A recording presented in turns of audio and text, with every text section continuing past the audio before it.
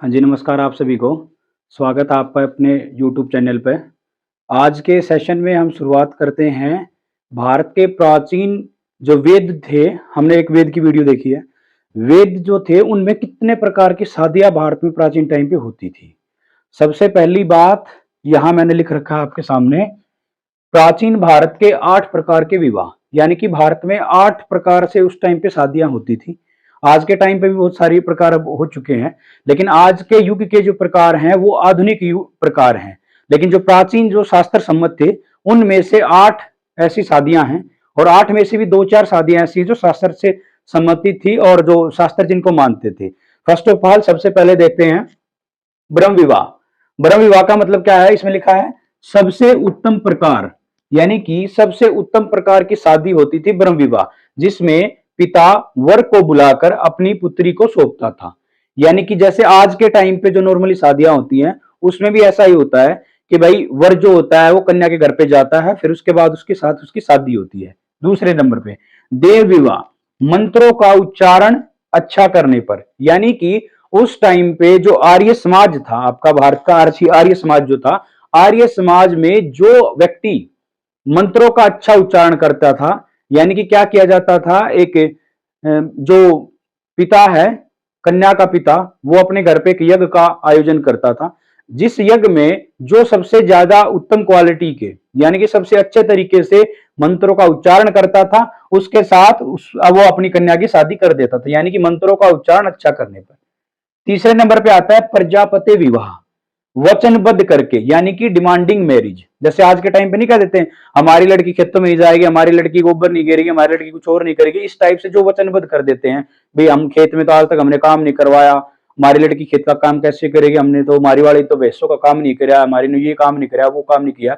इस टाइप से पहले ही डिमांड रख दी जाती थी, भाई इस प्रकार की समस्याएं हैं, अगर आपको ये चीज एग्री है तो आप इसके साथ शादी कर सकते हो।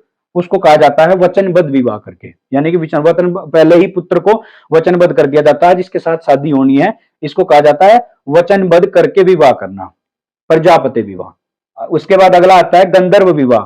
गंधर्व विवाह लव मैरिज, प्रेम विवाह, यानी कि आज के समय पे माता पिता से बिना बताए हुए जो शादियां की जाती हैं, उस समय पे भी ऐसा होता था। उनको प्राचीन समय में या वेदों की भाषा में उनको गंधर्व विवाह बोलते थे, जो आज के टाइम का लव मैरिज बन गया।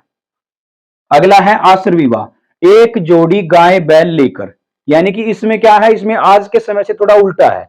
उस टाइम पे क्या होता था, गाय जो है ऋग्वेद की या वैदिक सभ्यता की सबसे ज्यादा संपत्ति मानी जाती थी उस टाइम पे। जैसे आज के समय पे हम पैसे को बहुत ज्यादा तवज्जो देते हैं, उस टाइम पे गाय को सबसे ज्यादा तवज्जो दी जाती थी। गाय जो है सबसे ज्यादा जो धनी माना जाता था, जिसके पास ज्यादा गाय होंगी उसको सबसे ज्यादा धनी माना जाता था। इस प्रकार से एक जोड़ी बैल और गायें, उसको क्या करना होता था, कन्या के घर पे देके जाना होता था। जिसके साथ शादी होगी उस वर को, यानी कि उस लड़के को एक जोड़ी गाय और एक जोड़ी बैल जो होता है, गाय बैल की जो जोड़ी है, वो कन्या के घर पे देके आनी पड़ेगी, फिर उसके बाद उसके साथ शादी होगी। उसको कहा जाता है आश्रय विवाह। इसके बाद नेक्स्ट आता है असुर विवाह, कन्या को बेच देना। यानी कि क्या होता है, आज के युग में भी ऐसा होता है, बहुत सारे आदमी ऐसा कर देते हैं जो अपनी कन्याओं को बेच देते हैं। और वैसे तो अगर उत्तर भारत की बात करूं तो उत्तर भारत में बहुत कम है ऐसा, लेकिन फिर भी धीरे धीरे जो सिचुएशन है ना बढ़ती जा रही है। क्या करते हैं कि अपनी कन्या को बेच देते हैं। बेच देने का मतलब क्या है कि भाई इतने रुपए अगर आपको हमारे से देने पड़ेंगे। अगर एक नॉर्मल सी बात करूं ना, तो उस टाइम का एक जोड़ी गाय बैल लेके ये वाली जो शादी है आश्रय विवाह, आज के टाइम पे ये असुर विवाह और आश्रय विवाह दोनों एक प्रकार से ही हो गए। मॉडर्न युग में अगर मैं बात करूं, दोनों एक ही प्रकार की श्रेणी में आ जाते हैं। इसमें क्या होता है, असुर विवाह में कन्या को बेच दिया जाता है कि मान लीजिए आज के टाइम पे ऐसा होता है कि 5 लाख रुपए दो, उसके बाद इस कन्या के साथ तुम्हारी शादी हो जाएगी और आप अपने जीवन को इसके साथ यापन कर सकते हो और हमारे घर पे आने की आपको कोई आवश्यकता नहीं है। इसको कहा जाता है असुर विवाह। इसके बाद आता है राक्षस विवाह। राक्षस विवाह में क्या होता है, अपहरण करके, किडनैप करके फिर उसके साथ शादी कर लेते थे, उसको कहा जाता था आपका राक्षस विवाह। एक होता है पेशाच विवाह, जो भूत जो होते हैं, भूत वैसे तो भूत पेशाच बोला जाता है। पेशाच विवाह जो होता है, इसका मतलब होता है जबरन संबंध बना के। मतलब लड़की के साथ जबरन संबंध बनाए जाएंगे, फिर उसके बाद क्या होगा, उसके साथ उसकी शादी कर दी जाती है।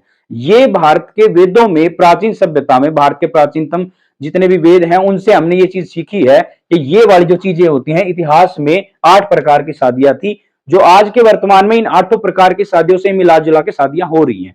जैसे आप देख रहे हो कि सबसे ज्यादा आज के टाइम पे ट्रेंडिंग जो चल रही है वो गंधर्व विवाह होती है। प्रेम विवाह को ही लव मैरिज को गंधर्व विवाह कहते हैं। प्रजापति विवाह, देव विवाह और ब्रह्म विवाह, ये प्रकार ऐसे थे उस टाइम पे। ये 3 प्रकार ऐसे हैं जो आपके शाश्वत ये मानते हैं, शास्त्र ये मानते हैं कि भाई ये प्रकार ठीक थे। बाकी की इन सब की निंदा की जाती थी। जैसे आज के समय पे इसकी ज्यादा निंदा की जाती है। और ये जो चीजें होती हैं इनका तो अगर आज के समय पे अगर मैं बात करूं, ये तो बिल्कुल पहले भी गलत थी और आज भी गलत है। ये देव शास्त्र थे, शास्त्रों में ऐसा लिखा था कि इस प्रकार से शादियां कर सकते हैं। और आई होप आपको सेशन बिल्कुल बहुत अच्छा पसंद आया होगा। जल्दी से दबा के शेयर कर दीजिए, चैनल को सब्सक्राइब कर लीजिए, आने वाली अपडेट के लिए जुड़ते जाइए। Thank you.